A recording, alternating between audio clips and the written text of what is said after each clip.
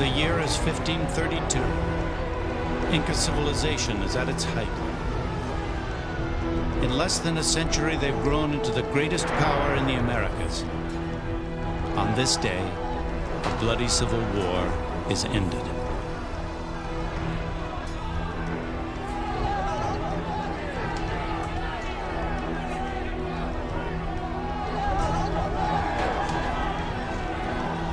A new leader has emerged.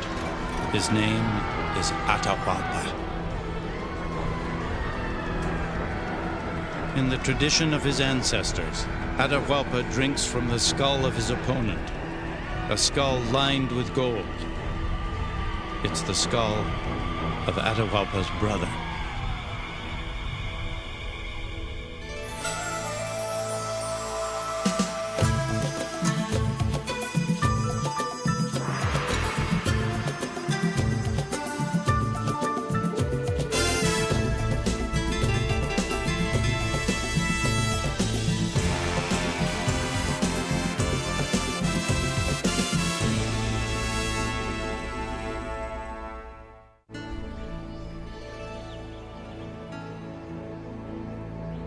Atahualpa and the Inca thrived in a rugged, inhospitable region where few could even survive.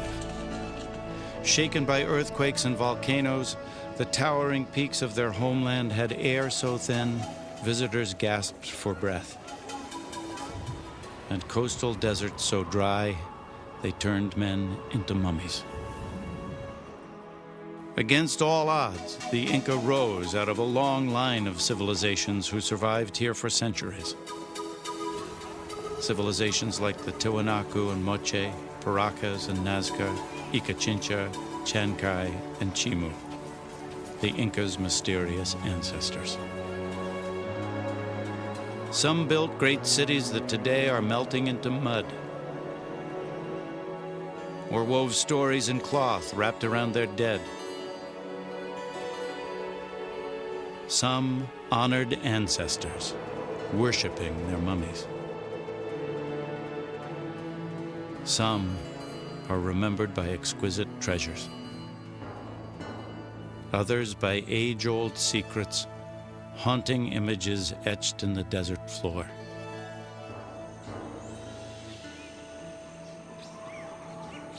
But the best known of all, the Inca, would last barely 100 years. Soon after Atahualpa took power, a tiny but well-armed force of Spaniards would invade, threatening all the Inca had created.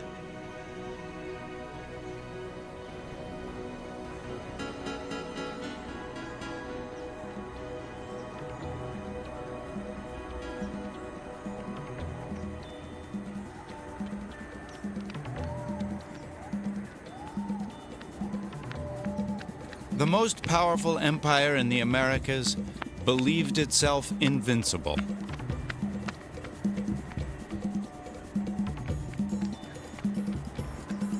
Their realm rivaled the size of the Roman Empire. Their system of roads could have stretched halfway around the earth. They had a vast fighting force that was tested in battle. With a genius for engineering, they had tamed some of the most rugged lands on Earth.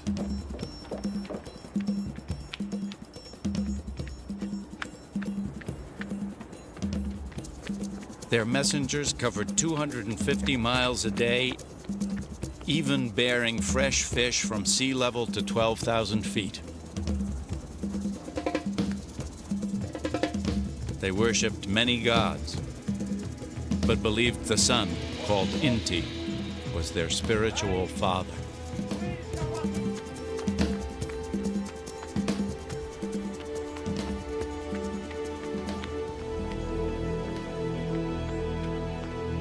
Many of their most glorious creations endure.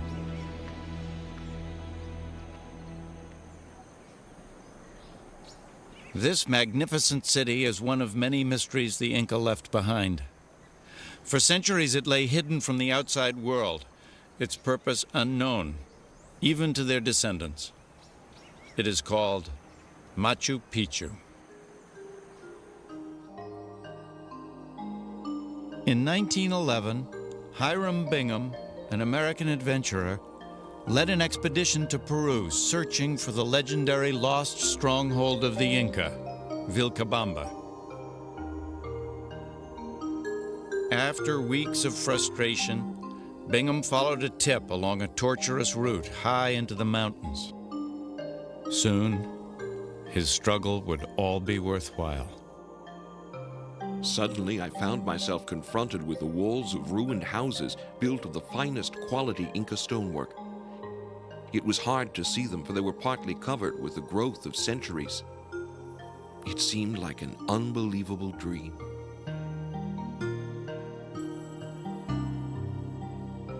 For 400 years, Machu Picchu stood in silence at the top of the world. Now the last great sanctuary of the Inca was revealed. Unknown to their conquerors for centuries, this city in the sky embodies all the mysteries of the great cultures that came before them. Of all great civilizations of antiquity, the Inca and their predecessors had to master global extremes and environmental conditions. And with this went a system of organizing life socially, economically, and religiously that is extremely marvelous. If we can understand the mindset of these people that allowed them to survive and thrive, we will have a great key to true masters of the largest civilization in the Americas. And that is a mystery that we have been trying to solve.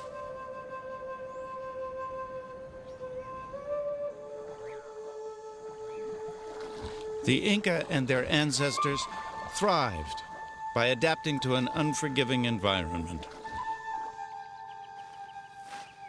Their bodies evolved, developing larger lungs and short, powerful legs to negotiate the steep mountain terrain. They domesticated animals like llama and alpaca, providing meat and wool for warm clothing.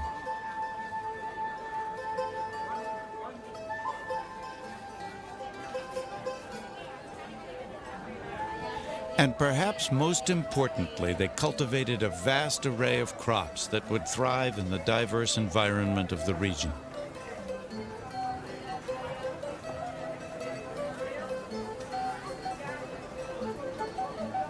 Corn was the most valued. They grew tomatoes and peanuts and over 200 types of potatoes.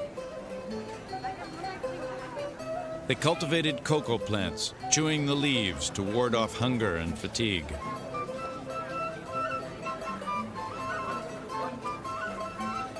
Generation upon generation had survived here, each building on the successes and learning from the failures of those who preceded them.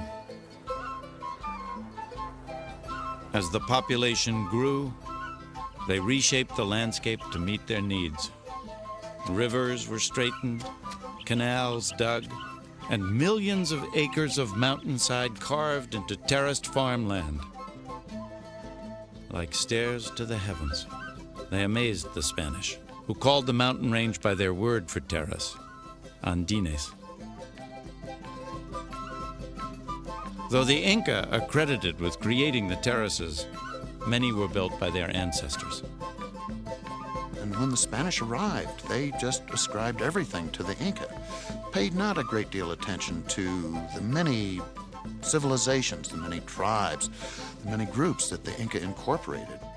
It wasn't until the turn of the century that archaeologists began to discover that there were marvelous ruins that predated the Inca by thousands of years, that the Inca were simply the political culmination of 10,000 years of adaptation to high mountains, to jungles, to deserts.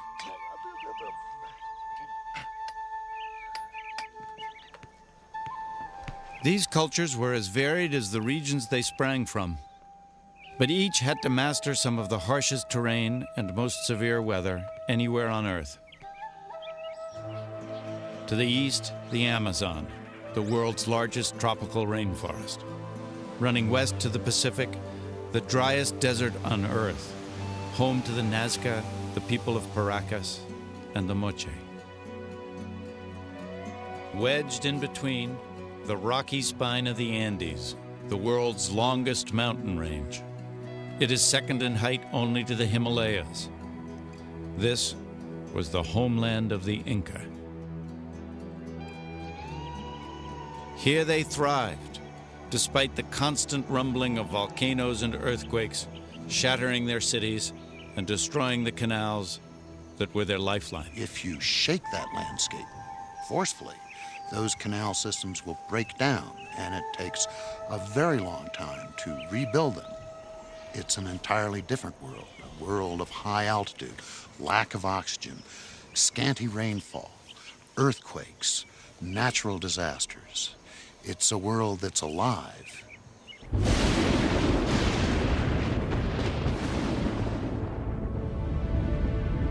The Inca and their ancestors stood in awe of the power of nature. In addition to Inti, the sun god, they worshipped the mountains, the earth, thunder, and the moon. They expanded their pantheon with each new people they conquered, incorporating new idols and spirits as their own. But all people of the region agreed on one universal creator called Viracocha. As the Inca left no written record, we know their gods as we know much of Indian life from chronicles of the Spaniards. Pedro de Cieza de Leon arrived in 1535. The Indians say that for many days the world was in darkness, and then there emerged from the island of Titicaca the sun in its splendor, at which all rejoiced. And there came a man, large of stature, who had great powers. They called him Father of the Sun. Just as Viracocha was the father of the sun, so each Inca leader was the son of the sun. And in 1532, that man was Atahualpa. He and his people were masters of their world. At his royal estate of Pisac, there was a temple in honor of the sun god Inti.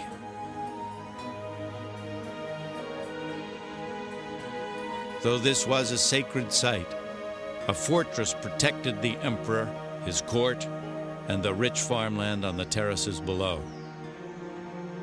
With a commanding view of the valley, it was designed to defend against the wild Amazonian tribes to the east.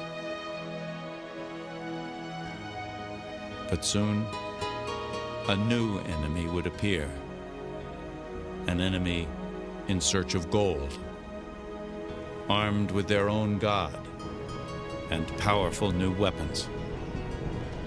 An enemy that would threaten to destroy all the Inca had created.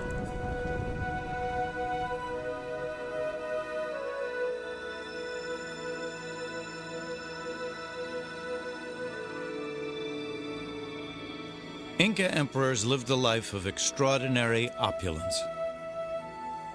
Atahualpa had many wives, and his choice of the most beautiful Inca women to serve his every need. His sacred body was clothed in the finest garments, worn once, then ceremonially burned. He ruled with absolute authority. In the empire's most lavish festival, he was honored as a living god.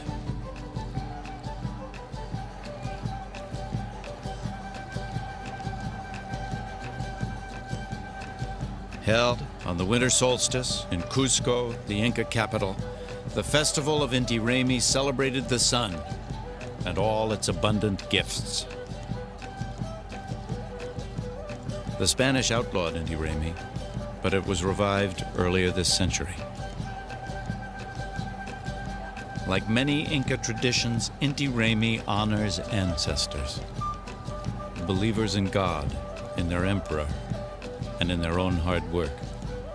This system of belief recognized one's ancestors as being extremely important. Your grandfather, your great-grandfather, established where you would be in society.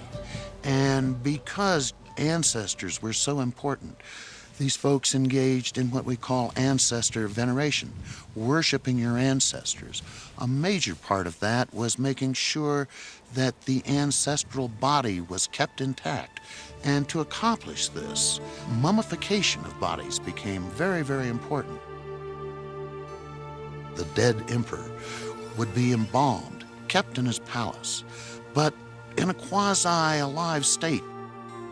The mummy was brought out and seated with his ancestral mummies on all important occasions. If we were going to go to war as Inca, we would consult the deceased to make sure that we had their blessing. This Inca court of the dead was called the Panaca. But mummification in the region predates the Inca by nearly 5,000 years. In the arid deserts of the Peruvian coast, bodies naturally resist decay. Hundreds of burial grounds dot the landscape. Today, these remains reveal much about the past. This should be about 1,000 years old. Either a young adult or female because of the size of the bundle. Compared to other bundles, the wrappings are very simple, so that probably gives a suggestion of her position within the society. Of the feet bones, I thought we might be dealing with a young adult female. The skin is all right in many areas, like here. Muscles have almost completely disappeared. So I'm removing this second wrapping on the area that we should be finding the face. And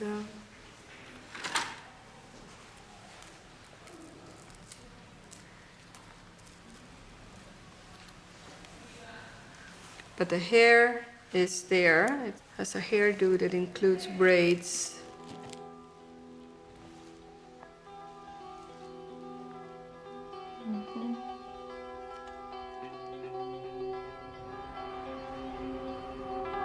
Echoes of ancestors are everywhere, preserved in the drifting desert sands.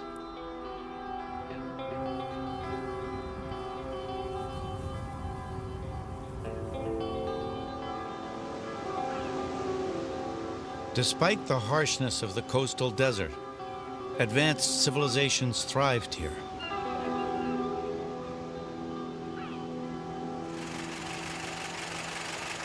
In 1925, two archaeologists traveled to a lonely outpost in southern Peru called Paracas, or sand falling like rain.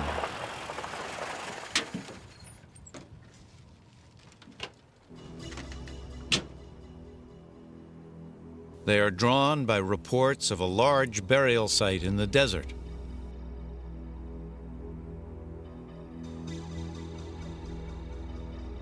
One is a Peruvian, Julio Tello, his colleague American, Samuel Lothrop.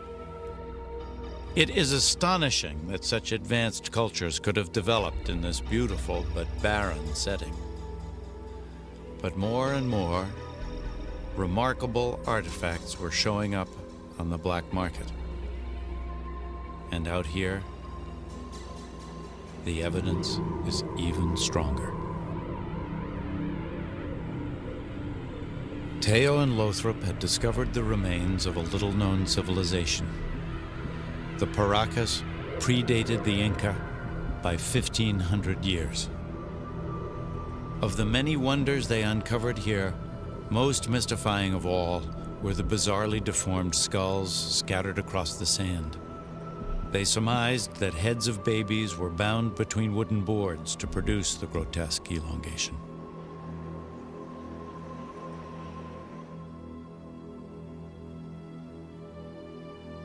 The deforming of the skulls began when a child was born and continued until they were 3 or 4 years old. Only a small percentage of deformed skulls have been found, indicating it was practiced only among the elite or highest classes. Even more remarkable still were skulls with holes drilled or cut into them, a procedure called trephination. Trephination was initially a form of surgery for fractured skulls, but later on it was used in rituals to allow malignancy or diseases to escape. Remarkably, we know that about 60% of the people who had this procedure performed survived the operation. We know they survived because many trephinated skulls show signs of healing. The patient was usually given chicha, a strong brew, to help him relax, while the surgeon used tools of copper and bronze. Some operations involved cutting a series of grooves in the skull. Others, drilling a circular hole so a piece of bone could be lifted out.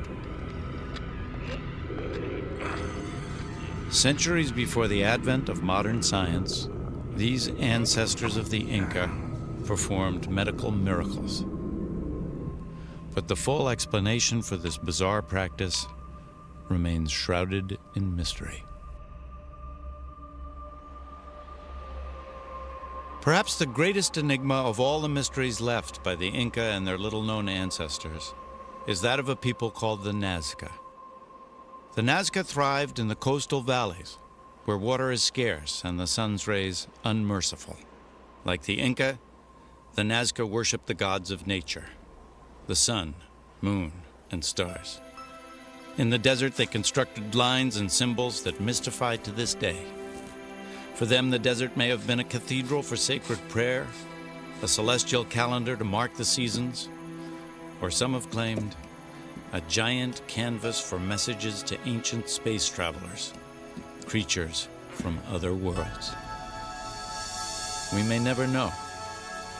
All that remains of the Nazca now are giant riddles in the desert sand, mysteries that have baffled scientists and spawned a controversy bordering on science fiction.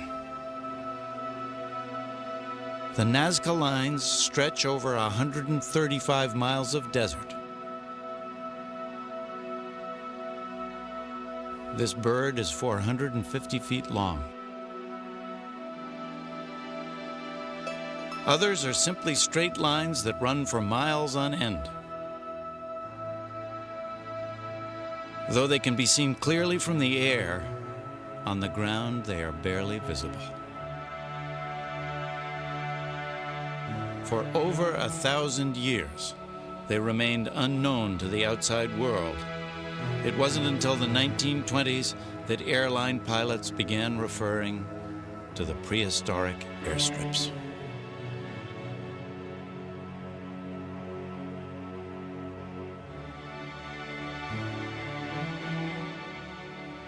Before long, there were as many theories as there are lines on the desert floor.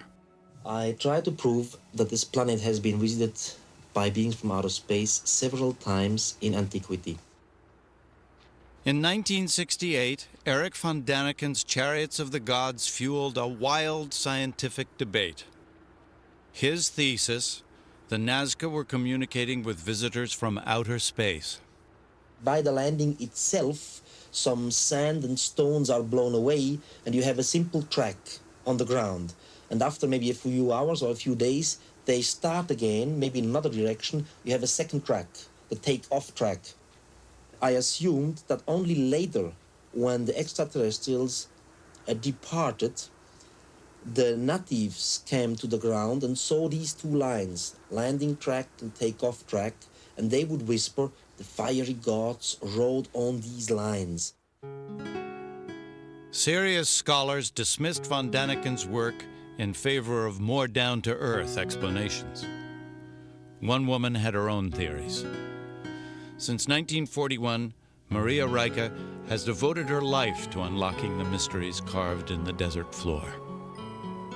I started walking just to see what was there. I walked on a line, and suddenly I found myself at the center of lines and followed a little further and found winding pathways which proved to be the figure of the spider. And from then on, I was immersed in all this vastness, and I just looked for small winding pathways to see if there could be a figure. Rica spent years carefully measuring the lines and plotting their relationship to the movements of the sun, moon, and stars.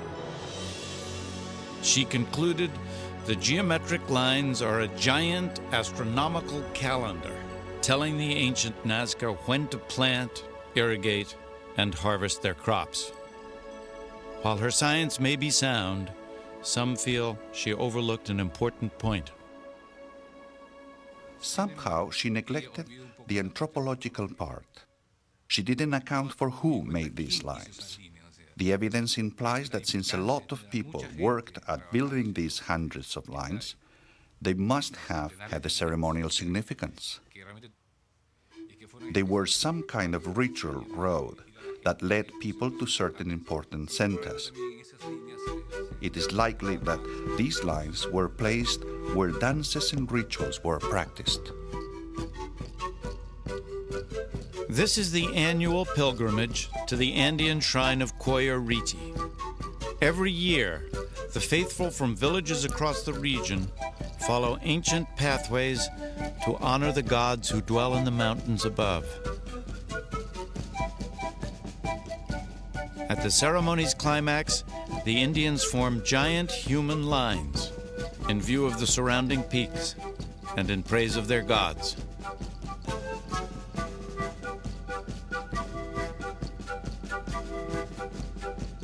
One of the festival's more curious rituals is a ceremonial piece of ice carried from a high glacier down to the lines of believers below, symbolizing the waters that bring life to dry desert towns like Nazca.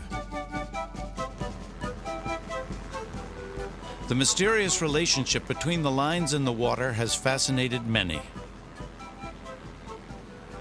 Eduardo Herran, a photographer, believes the lines were drawn to guide birds whose arrival signals the coming of the rains. The Nazca needed water, and it's possible that they designed the lines for the condors to see. When the condors fly over the lines, they are announcing that the rain from the Andes is on its way, that water is coming, and that's very important for the Nazcans. During the last years, we have identified nearly 300 new drawings. It's most important to be aware that Nazca is a unique monument, that it doesn't exist in any other part of the world. Today it's easy to marvel at the lines from the air. Could the ancient Nazcans have flown as well? In 1975, adventurer Jim Woodman and balloonist Julian Knott attempted to prove they could by building a hot air balloon using materials the ancients would have had in ready supply. They used reeds for the basket and cotton cloth for the envelope. They funneled heat from a fire pit and lifted off, flying over the desert for 2 glorious minutes.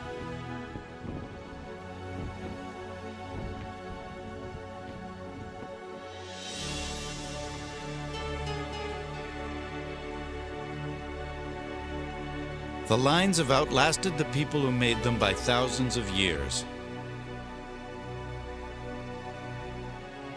surviving earthquake, drought, and downpour, epitomizing the endurance of Andean cultures in the face of nature's overwhelming powers.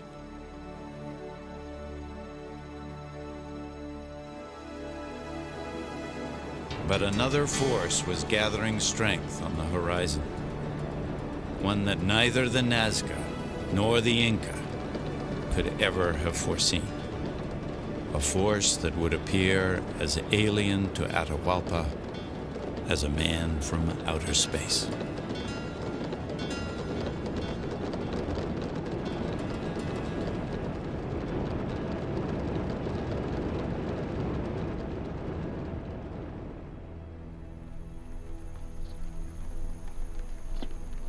In 1532, Francisco Pizarro and his small band of conquistadors invaded Peru in search of shimmering cities of gold. Though vastly outnumbered, they had two weapons that would prove formidable in battle. Their firearms, though not very accurate and slow to reload, devastated an Indian army accustomed to closer combat. And the Spanish had horses, which had never been seen before. One 16th century chronicler wrote, "The Indians were so terrified by the furious onrush of horses that they dared not appear in an open field, for 10 horses could disperse 1,000 Indians.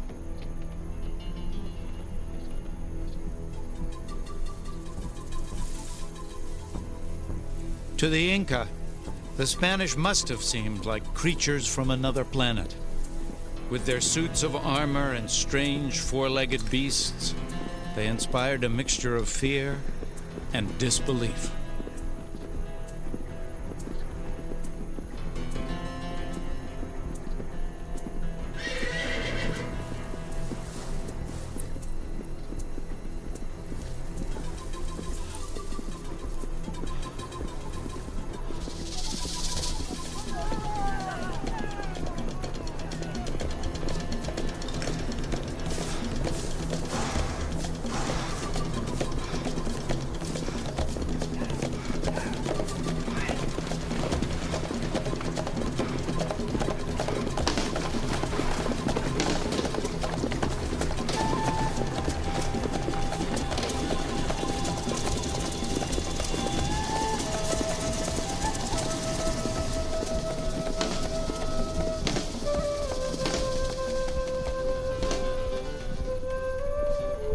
On November 16, 1532, Pizarro and his men would come face to face with Atahualpa.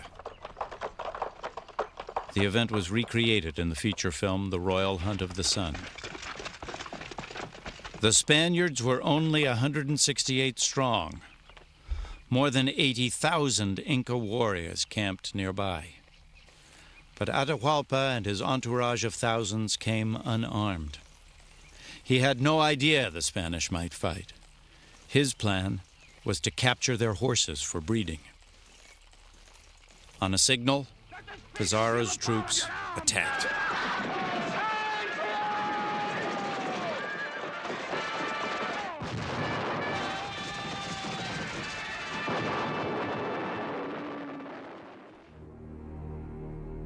By day's end, 6,000 Inca were dead, yet not a single Spaniard.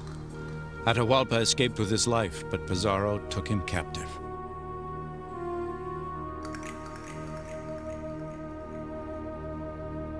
To gain his freedom, Atahualpa proposed a sensational ransom.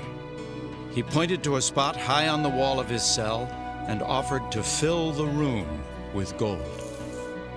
The chamber was roughly 22 feet long by 17 feet wide. Pizarro doubted it could be done, but gave Atahualpa 2 months to keep his pledge. Every corner of the empire was scoured for treasure, some dating back centuries, much of it captured by the Inca as their empire expanded.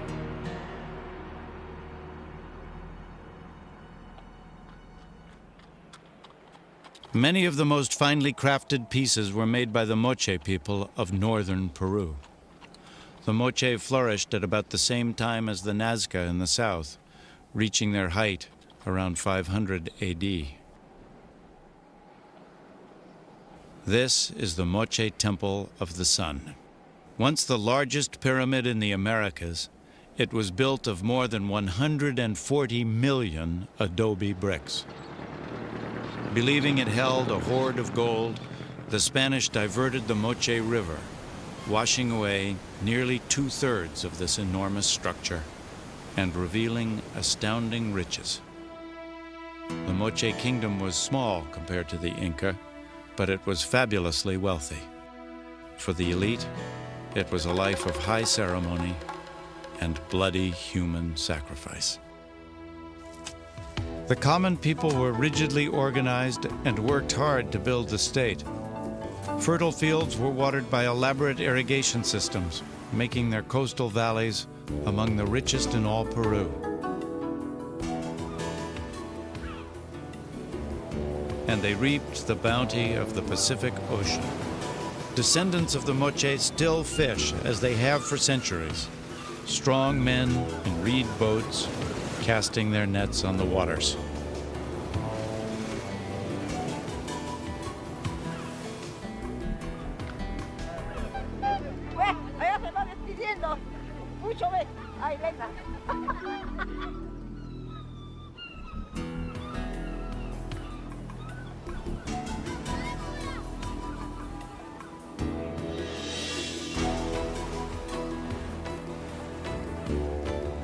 The Moche rulers supported an extraordinary class of artisans and a highly organized religion. The images on their temple walls and ceramic pots hinted a life for the nobility filled with enigmatic ritual and erotic sexual practices.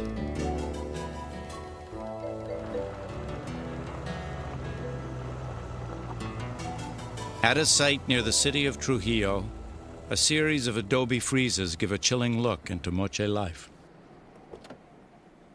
It is called El Brujo. Local people had known about El Brujo for years and often searched for artifacts to sell on the black market. One was Arturo Carrera, who discovered the friezes in 1983. First we found a mummy bundle, and as we moved it, we saw the relief of the facade. Reliefs so beautiful that impressed us so much that we covered them with dirt and decided not to tell anybody. They were so beautiful that we were afraid others would come back and destroy them or rob them.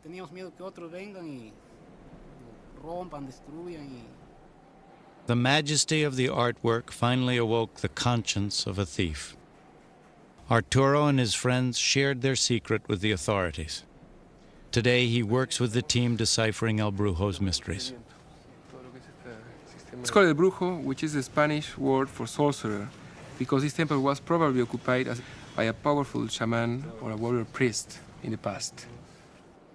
What we see in this panel is a line of naked prisoners tied together with a rope around their neck. These prisoners are almost surely being led to their execution.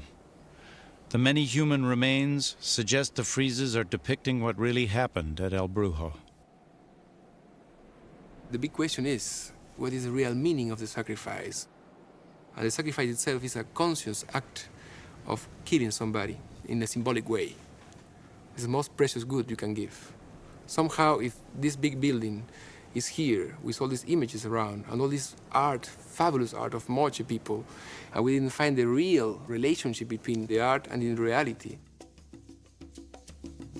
In Moche iconography, it's very common to see images of sorcery or curing, and it is interesting to see that still in practice today. The ancient art is no longer practiced by warrior priests.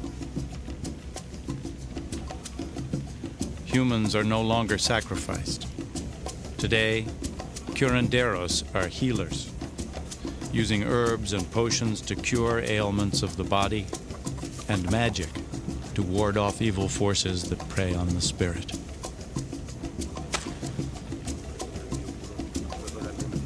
I cure not only God's diseases, but also those that come from evil means. For instance, I cure an evil air, an epilepsy, a mental disturbance in the brain, all these things. Among the curandero's potions is a powerful hallucinogen made from the San Pedro cactus.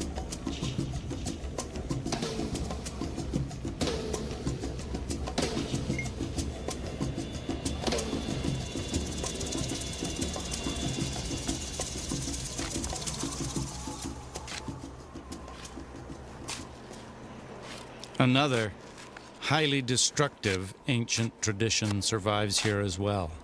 These are the huaqueros, grave robbers, who sell relics of their ancestors on the black market.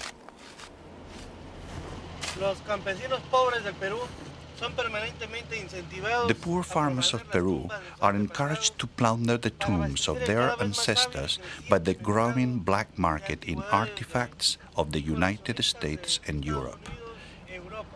In October of 1987, I was called by the police to help in identifying some recently seized artifacts. But upon my arrival, they showed me the most impressive treasure. Among them was an impressive gold head with eyes of silver and lapis lazuli.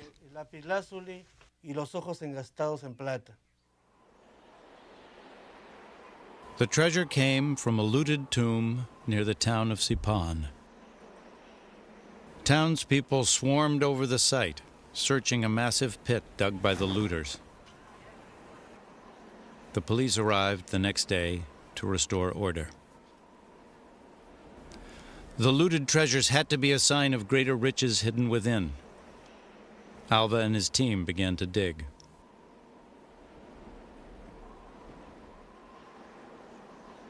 After sifting through the rubble for days, they focused on a 10-meter plot near the summit.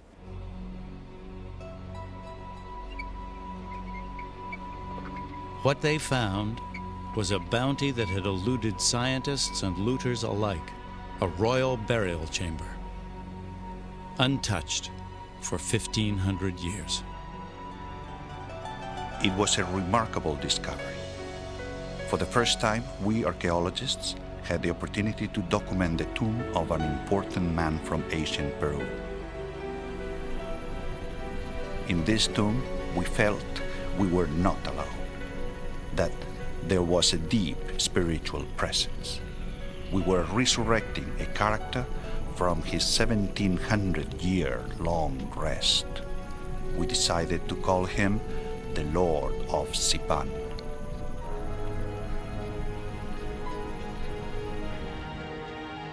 He was about 35, perhaps 5.5 feet tall. He was surrounded by men and women, even a dog, no doubt his companions in life. And to his grave he took a staggering array of wealth.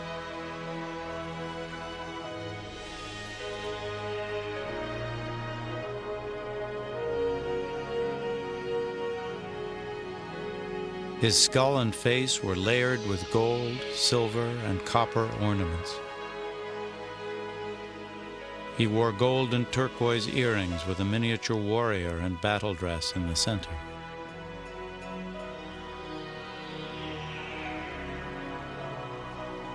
Fully excavated, the Lord of Sipan's tomb was judged to be the richest in the Americas.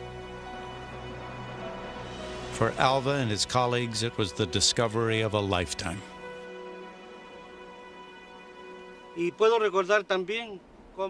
I can remember when I was 15. I took my first picture of this site, despite the fact that I lived very far away. I had come here without a thought of what destiny had in store for me. When I discovered the tomb, it was the fulfillment of a personal dream, as well as a professional goal, to show Peruvians that archaeology is alive, that we are here to recover the roots of the Peruvian nation, and that the Peruvians should feel proud of their extraordinary past.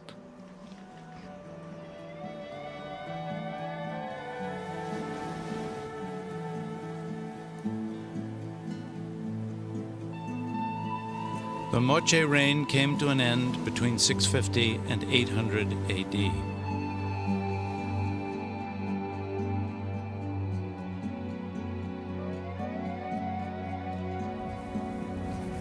A combination of earthquake and drought probably turned their farmland back to desert. Another in a long line of great Andean civilizations, finally overwhelmed by the forces of nature.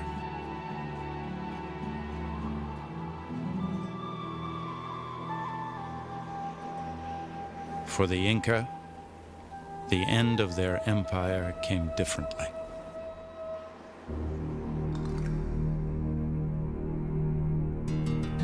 For months, the ransom raised by Atahualpa was carried to his jail cell, and the hoard of treasure rose closer and closer to the line on the wall.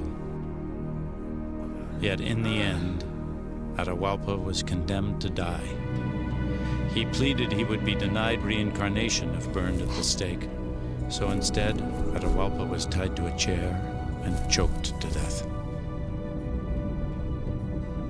His treasure was melted down to feed the fortunes of the King of Spain.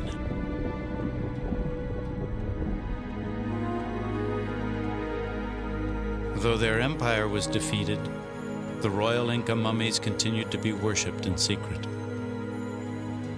But these powerful symbols of Inca tradition were a threat to the Catholic Church, which was trying to convert the masses to Christianity. Finally, the mummies were sent to Lima for a Christian burial, to put an end to the pagan practices.